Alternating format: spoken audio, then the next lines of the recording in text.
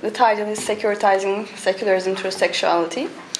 And I will talk to you about my PhD dissertation research and one of the chapters that I'm working on right now.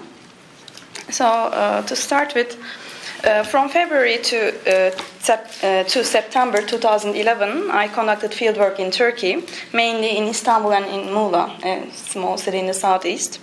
I had about 45 interviews with women in military families, mainly daughters and wives of military officers, commissioned and non-commissioned, Army, Navy, Air Force, all a mix. I visited military bases and did observations in military spaces like officers' clubs and restaurants, and so I also got in touch with civil associations that are founded by retired or former military personnel or their families. I'm from a military family as well. My father is a retired non-commissioned Navy officer, and I had my friends and family network to get access to these people. But since I'm looking at the military through the problematics of political Islam, in my ethnographic sampling, I paid attention especially to have a representation of those people who went through difficulties and troubles because of military's battle with political Islam. As I will tell later, there are people who are expelled from the military or they were pressured to resign or retire because of this. And half of my sampling is composed of these people. So this talk this research has three, I hope it accomplishes 3 points, which are, it provides a detailed example of the experience of secularism through everyday life in its particularity as a political principle and as a cultural practice. Secondly, it shows how that the security discourses of the nation-state are embedded within the doctrine, within the framework of secularism, secularist thinking. And also, thirdly, it shows how securitization of secularism is a highly gendered and sexual practice. So I will start with the significant event that took place 16 years ago today, in February 28, 1997. A military coup took place, which is a cornerstone in the trajectory of political Islam in Turkey. This was not a singular action, but the climax of an already ongoing process. It was the materialization of secularist fears, anxieties that had been there for previous 5 decades, especially since the 1979 Islamist revolution in Iran. The Turkish military already had established practice of conducting military coups in 1960, 71, and 80, mainly for reasons of political instability, quote-unquote anarchy, or left-right struggle, or it has always in the press been in the practice of issuing memorandums and interfering with civilian politics already. However, this one coup, 1997, February 28, it was a little different because this was an intervention that had the straightforward purpose of protecting the principle of secularism. Unlike previous times, rather than a direct usurpation of power and suspension of the parliament, the military issued a number of suggestions, quote-unquote, to the coalition government, which was headed by an Islamist political party for the first time. Instead of a forceful intrusion, the military chose to engage in an education campaign where prosecutors, judges, academics, journalists, businessmen were brought together to reverse the supposed Islamization of Turkey. That's why it is also called a postmodern coup or a soft military coup. This was a new strategy that also the military used in handling the risk of Islamization within its own organization. So rather than getting rid of it completely, the military tried to embrace the risk and tried to tame it through a true version of Islam that it created. A significant part of the process was the definition of obscurantist reactionism, meaning political Islam, as the main national security threat to Turkey. And it remained as such until 2-3 years ago, listed among the 3 other main security threats for Turkey in the official website of the Turkish military. So with this coup also, the Islamist prime minister was forced to resign and the party was shut down as well. As I said, February 28, 1997 was the climax of the previous 15 years, and it set the political climate for the following 15 years that was ruled with secularist anxiety and ideological war to protect secularism. And now I want to open a large parenthesis here because things have changed around about the time, mainly when I conducted my research. Because in April 2012, the February 28 coup came back on the news agenda again, but under the name of February 28 investigation.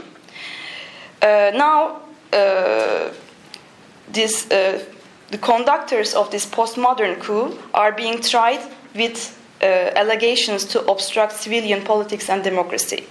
Also, in 2012, there has been this sledgehammer court case in which more than 300 military generals and officers are sentenced to 16 to 20 years of imprisonment for not conducting but plotting a coup against the Islamist government that is in power right now.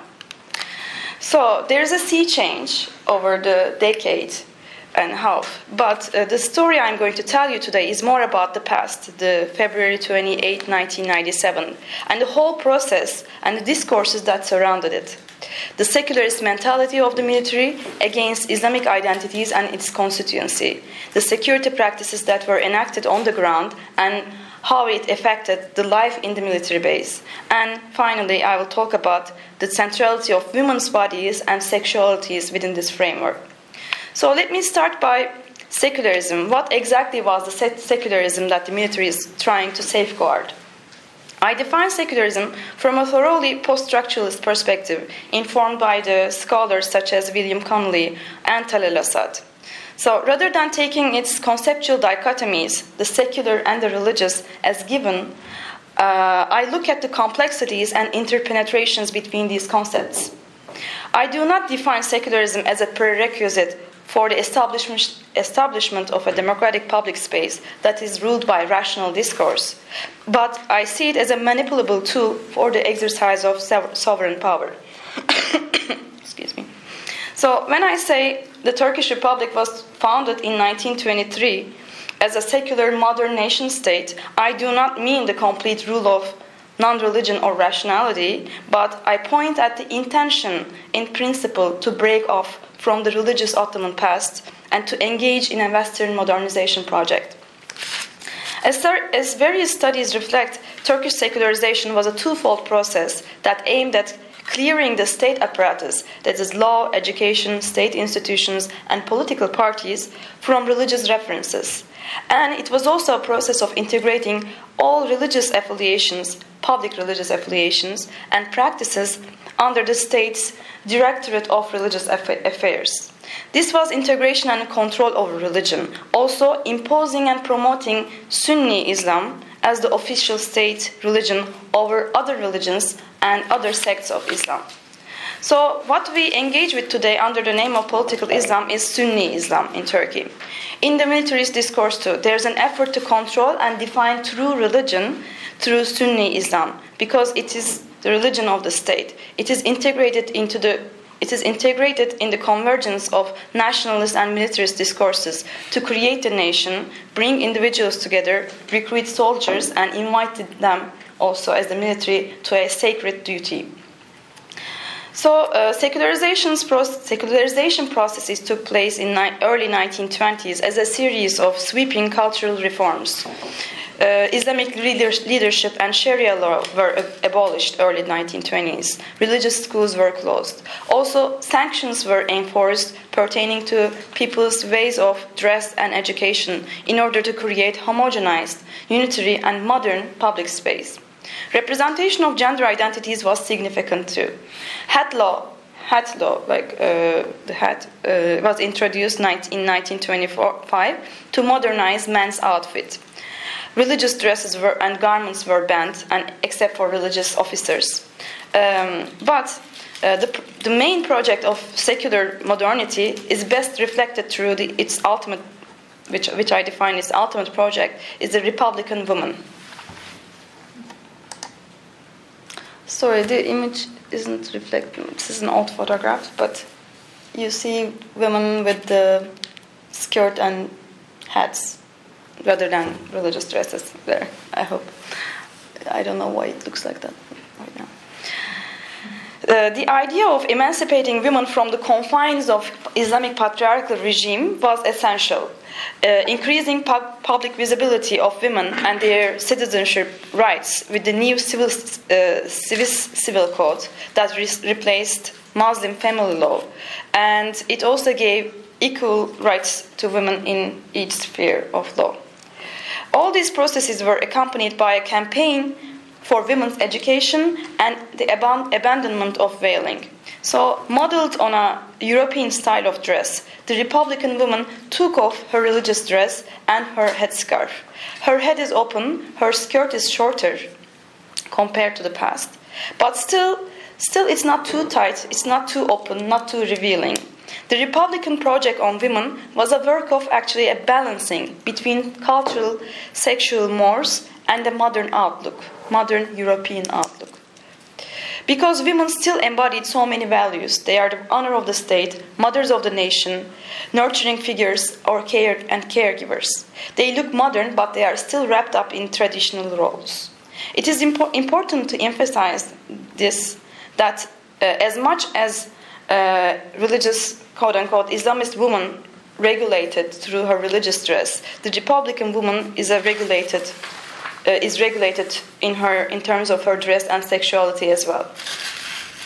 Both of these figures share the same codes of sexual morality, but they express it in different ways. So Islamism, loaded with so many meanings and projects, the women's body became the ground for political rivalries and conflicts, especially with the rise of political Islam. Because modernization reforms were carried out by a middle-class elite, including the military, who distinguished themselves from a rural population and their more traditional and religious lifestyles. This was the background to the emergence of Islamist movements after 1960s, and also which was parallel to a large-scale migration from rural to urban after the 60s and 50s and 60s. Islamic political parties appeared in politics after 1960s on and off, closing down after military coups or because of constitutional court cases, but reopening with a consistently increasing power and popularity. Also, this was accompanied by emergence of an Islamic middle class, Islamic bourgeoisie, which started appropriating urban space with Islamic lifestyles, veiling fashion industry, cafes and restaurants serving only non-alcoholic drinks, or places like segregated beaches.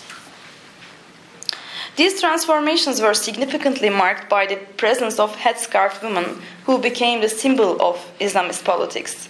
State regulations started being enforced as of 1980s, defining the headscarf as a symbol of Islamist ideology, and prohibited it for public employees in state institutions and also on university campuses. This coincided with the increased enrollment of headscarf students at universities and created considerable opposition to the Turkish state.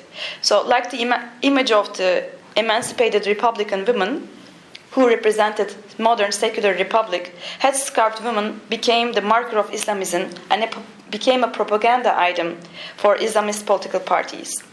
However, this particular form of headscarf, which was called political, was worn by younger and educated women rather than rural traditional woman's headscarf. This distinction between traditional and political appeared based on a combination of multiple variables, pertaining to women's body, morality, level of piety, sexuality, social and economic class background, education, and so on, which I will try to outline through the lenses of the military, as it is spelled out in its security regulations and strategies, both in officially and in everyday life. But before I get into my analysis of the military's anti-Islamist security strategies, I want to give some basic information about the Turkish military. It's the 8th biggest army in the world. It has approximately 700,000 active personnel, 40,000 commissioned, 100,000 non-commissioned officers, even more reserve officers actually. 6 to 15 months compulsory military service for healthy heterosexual male population above the age of 20. And there are also about more than 400,000 conscript soldiers serving at a time. And military spaces, I want to talk about a little bit of military spaces. They are large, abundant spaces with lots of residences, lodgings, officers' clubs, restaurants, cafes, holiday resorts. Okay, so this is an aerial photo of a military base. Look at the symmetry, and these red parts are tennis courts, and there are pools, and this is a holiday resort, of course. And this is very ordered, very organized, I want to say. We usually established next to the military headquarters, which is on the right side. This is another one where I grew up, actually, this space. And this is from residences from a military base, or all are uniform, standardized, and with social facilities, discos, cafes, and always with a heliport or some runway for the jets. So extremely securitized. There are wired fences all around, of course. You need IDs to enter military spaces. These are given only to the personnel and their immediate families. And larger family or visitors can also enter, with a daily pass. Also, military offers relatively cheaper services for its constituency. It's an effort to maintain a certain level of middle-class lifestyle in these places. So, starting from mid-80s, parallel to its official dealings with political Islam, the military also intensified its campaign against Islamist politics and identities within its organization. This meant large-scale expulsions of the Islamist military personnel, around 2,000, by the end of 2,000 personnel by the end of approximately around 2000s. This also was a process of stiffening the entrance regulations to military schools or to military spaces on a daily basis. But these figures, numbers, the 2,000 figure is claimed to be 5,000 with the personnel, including the personnel who was forced to resign or retire through these processes. But figures do not matter actually that much. In this talk, I want to explore the security discourses and processes within which these expulsions took place. The processes that dominated military lives and spaces, operating across spheres of formal, informal, official, everyday life, and public and private. Because this is where the military crafted its definitions of risky and safe bodies and lifestyles. So first, we need to put things in context. So, as risk studies indicate, catastrophic and dystopic imaginations of future constitute the base of risk society and governing through risk. It is through imaginations of an undesirable event happening in the future that risk is conceptualized, in ways to enable precautions and interventions to control and minimize potential harm. The security discourse of the military that is based on secularist anxiety emerges from, of course, risk of Islamization, which I define as an Islamic dystopia. Through the research, there was constant reference to 1979 Islamic Revolution of Iran. It was set as a fearful example, a proof which shows that such thing could actually happen. Repeatedly in the narratives of secularist identified wives and personnel, and also in the stories of those who were accused to be Islamist, there is the example of Iran, the fear of losing secular republic. In this imagination, Iran is a place where any kind of progress is impossible, where ignorance ruled and patriarchy seized all women's rights, putting them back into the confines of private space and forcing them back into the black veils. And it was the catastrophic future that Turkey was at risk to move back to. So, Nilüfer, a secularist identified wife of a retired non-commissioned officer, told me about her worries of Islamization of Turkey through an example of her friend, who were actually as modern and secular as they were, but all of a sudden turned to religion at some point and became extremists. She said, and then they started telling me that I should wear the veil too. Then we cut all our connection and stopped seeing them. We said we are sorry, but no such thing is going to happen. We are born and raised in with Atatürk's principles, the founding father of Turkey, in the Republic of Turkey. If we exist today, it is due to the Atatürk's reforms and revolutions. Why would we want to go back? Why would we become like Iran? I am worried about the future of my grandson. Another respondent, Mustafa, who is a military officer who was expelled from the military due to being Islamist, said that throughout the process, when he was inspected and pressured by the military, there was always this fear that people like him, practicing Muslims and people who have headscarved wives, would betray the military and form a fraction within the military, a militia, if I am pronouncing it correct, inside the military that would support an Iran-like revolution. This risk scenario led to coding of people with certain body image and lifestyle as part of such catastrophe scenario, whereby they became agents of risk. Women's bodies sit at the center of risk imaginations and security discourses and regulations of the military. They are both embodiment and reflection of risk. So in order to better understand how risk is coded on women's bodies and dress, I will focus on the issue of the headscarf and the distinction between a political and traditional headscarf. So from a particular form of headscarf is banned in military spaces, and in one of my visits to a military officers club, an on-duty officer explained to me the regulation. I asked, how can we enter? So if you have a triangle-shaped headscarf tied with one simple knot under the chin and not wear a bonnet under it, let a little bit of hair show on top under the scarf, then you can of course enter, because that is the traditional way that our grandmothers used to wear. We never turned them away.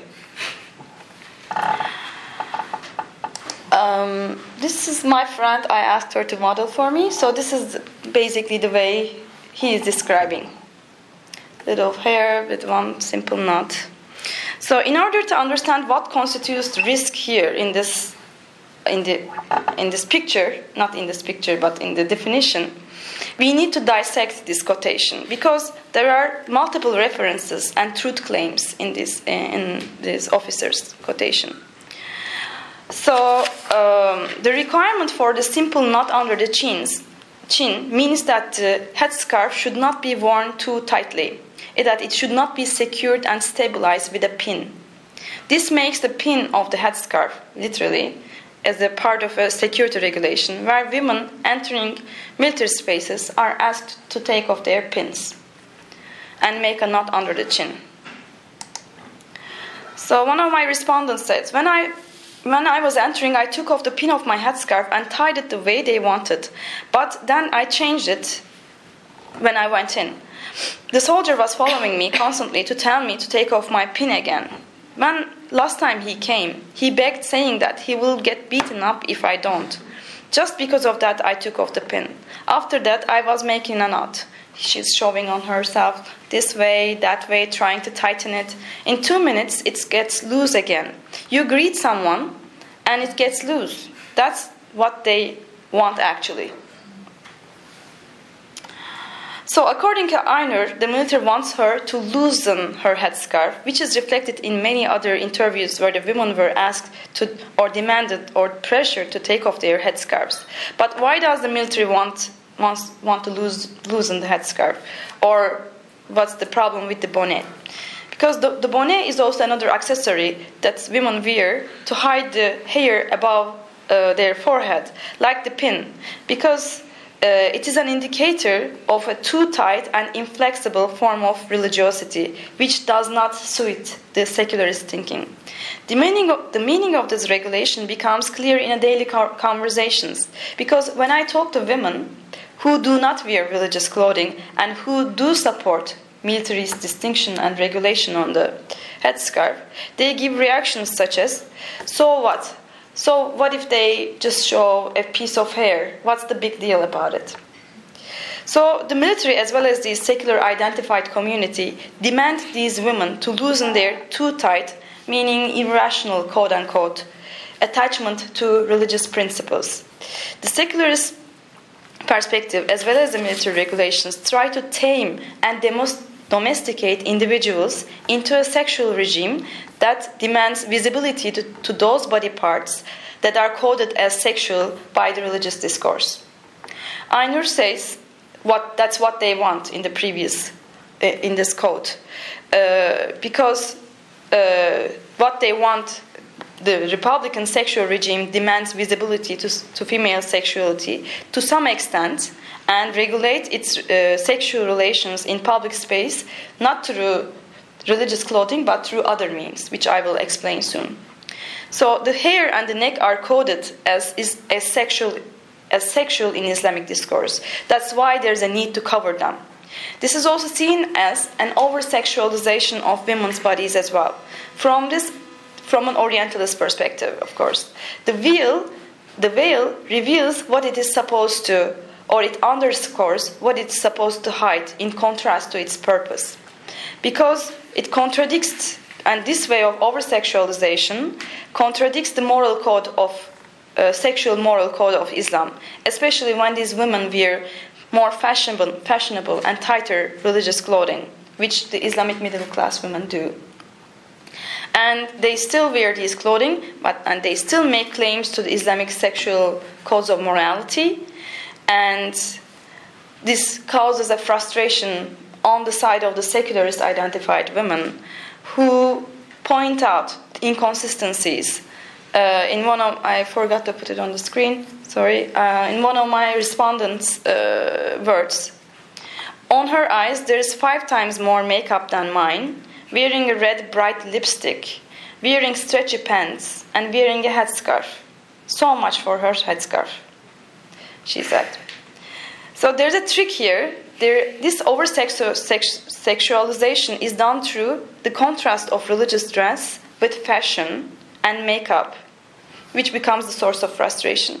Because these women, these Islamist women, who put on makeup and wear clothing and so, break the code of sexual modesty that is also so strongly embedded in the lives of secularist identified women. So in order to better understand the reason for the conflict, this frustration, we need to understand that, remind ourselves that secularist military wives are also subject to strict bodily and sexual regulations. So while talking about why they do not approve of religious headscarf, these women talk about how they regulate their sexuality without resorting to religious clothing. A few times they say, in different ways, I don't wear a headscarf, but I don't walk around in bikinis or miniskirts either. They talk about embodying a moral lesson, the core of the religious principle, without the religious clothing itself. They say that they pay attention to what they wear and based on occasion and place, proper clothing. Because as military wives, their appearance and behavior in public affects directly their husband's career as well. These women need to be modernly dressed, but not too revealing. They need to be good mothers, supporting caretakers, socially adaptable, easy to mix and mingle, maintaining good relations with the other wives of officers' wives. And in terms of their dress, their job is to do a good moderation, knowing what to wear and where, holding a delicate balance. Ece is daughter of a commissioned army officer, and she identifies as secularist, coming from a secularist family. So she says, I think women's bodies are used as tools for respect. How much you cover your body shows how respected you are. But if you go extreme and wear a turban, which is the political headscarf, then you're a religious fundamentalist, a radical. If you stand in between, wear a crew neck dress, wear your hair up like top knot, and wear flat shoes, then you're a respected person. You're awesome. You're the girl to marry, ideal wife, ideal mother, ideal bride. That's how you should dress. So, parallel to this delicate balance, these women hold with the way they dress. These women display sexual morality through their behavior as well, which they also say they manage without resorting to religious dress. One of my respondents said, who is a daughter of an officer, she said, my mother always had a good but a balanced relationship with my father's friends. When we visit each other as family, she talks and laughs. But if she runs into the guy without my father on the street, it's just hello and goodbye. That's it. So, carrying a modern and modest outfits, having social relations within the framework of traditional sexual moral codes, these women code themselves as moral, religious in a sincere and more rational way. If we go back to the category of women, if we remind ourselves about the category of women who hold on to their religious dress too tightly and who do not want to let go of their headscarf, from this perspective, their attachment remains too literal and too bodily. While the secularist woman can do the same thing without wearing a headscarf, the headscarf woman needs the regulatory force of religion and religious dress. I think this is the breaking point in the differentiation between the constructions of religious and secular subjectivities. Neither of them are denying religion or the moral, ethical, sexual codes embedded in the culture and in religious teachings. The religious is quote-unquote Islamist subject needs the regulatory force of religion on her body and sexuality, whereas the secularist subject claims to control her sexuality and maintain a balance through her behavior and rationality. This is where the religious subject becomes risky. It is due to her lack of rationality and the domination of the bodily over her mind. So if we go back to the quotation of the officer, he talks about a grandmother here, so the second part, who have never had problems entering the military. This is pervasive, very interestingly, in all of the conversations I had, the grandmothers who never had problems. So these women wear the headscarf for truly religious reasons. But it's always a grandmother, grandmother. So there are two terms for grandmother in Turkish. I just got confused. Paternal and maternal have different words. But by the figure of a grandmother, or in different cases worn by a lower class woman, or a woman who does not have education, or a rural woman, a peasant woman. This I interpret as part of discourse of exclusion through inclusion, through which the military gets to say, we do not discriminate against a headscarf. But also, the accepted form of a headscarf remains the traditional and true as long as it is worn by in a particular way, as described in the first part, and on a particular body. Since it is a religious bodily practice which aims to cover a sexually appealing female body, grandmothers, as the aging and unattractive quote-unquote women, do not get to be categorized as political or risky. Moreover, they tend to represent the proper form of religiosity which better comes with old age in the secularist framework. But this figure is not only defined by old age as well. She is also an economically passive domestic figure who doesn't get to claim any power or authority through her presence in spaces. On the other hand, women who are younger and educated are more risky because because they do not fit in the trajectory of the subject development who detaches herself from religious and bodily attachments that has to come with education and enlightenment. They consciously resort to religious lifestyle and they contradict the modernist project. They are seen as a deviation from the secular Republican heterosexual norms, which I will read this quotation.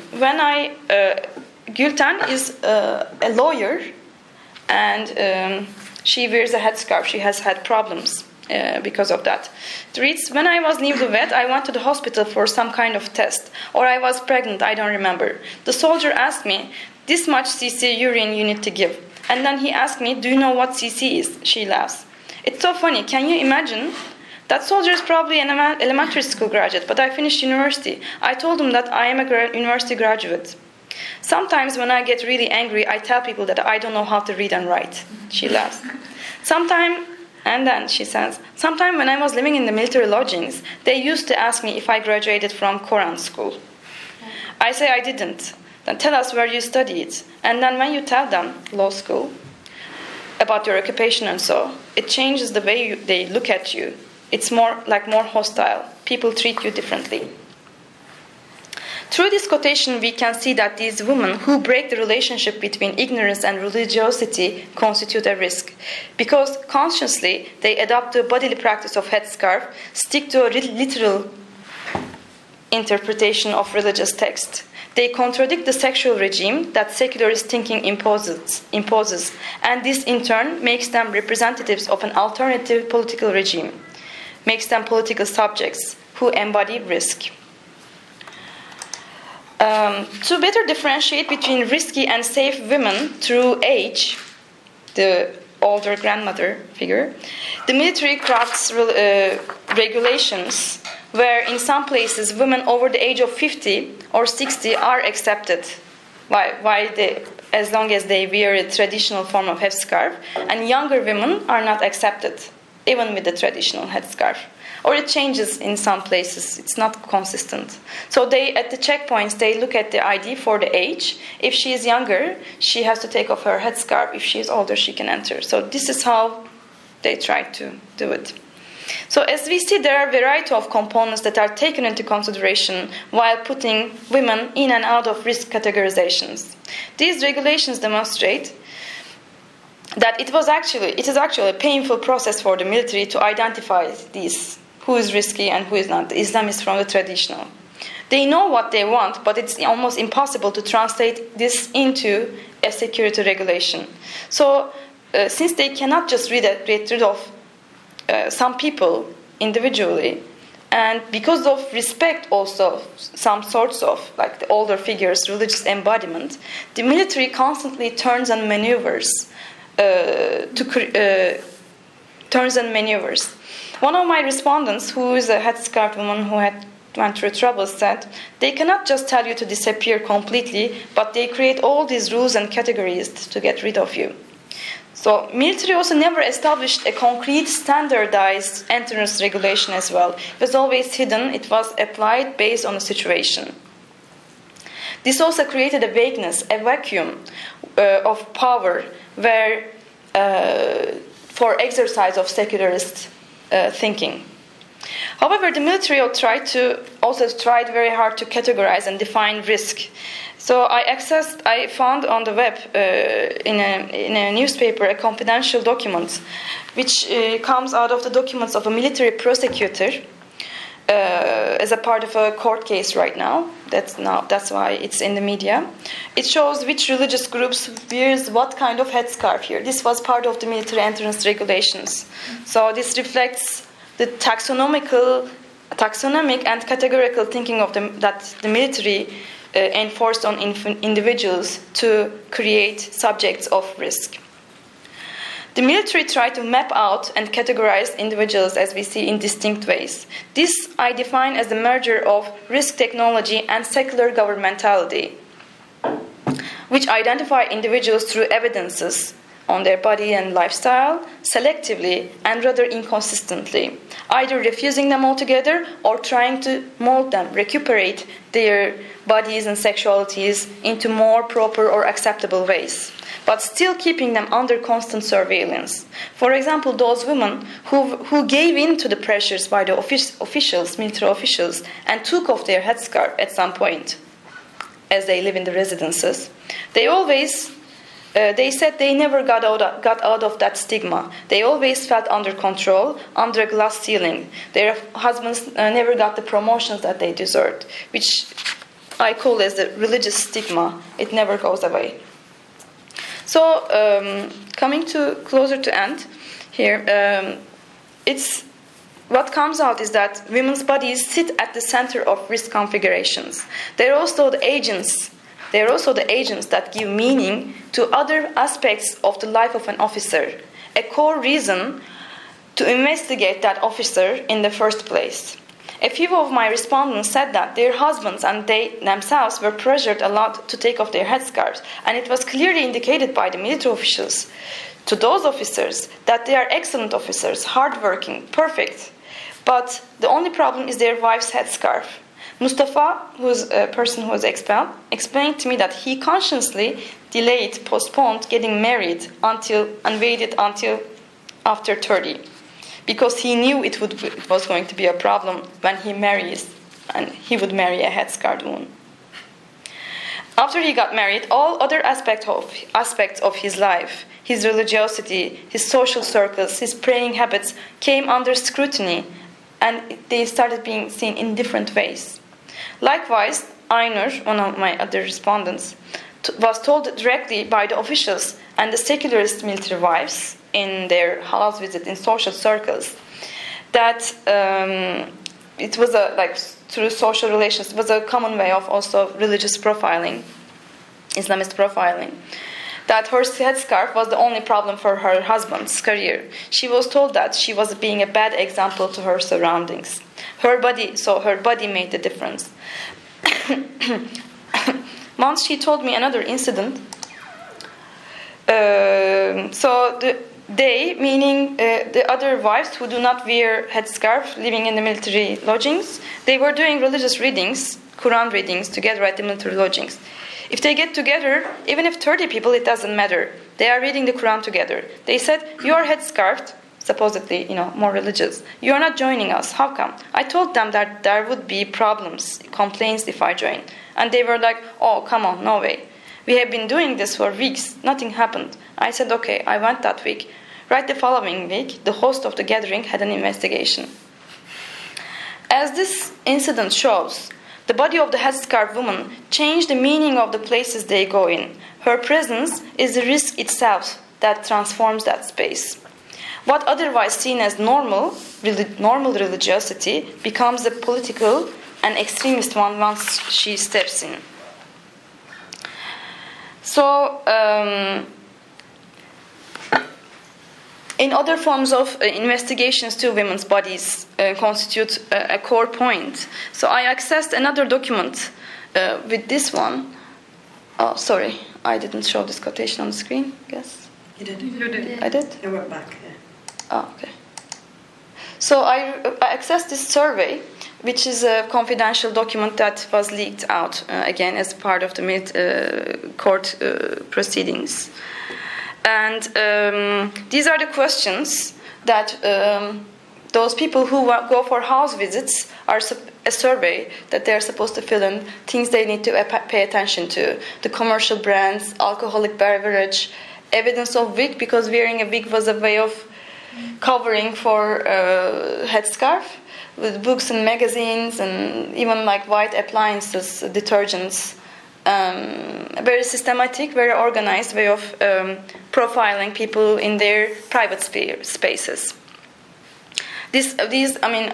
I reached this recently, but these questions also exactly matched with the way people felt they were questioned and observed.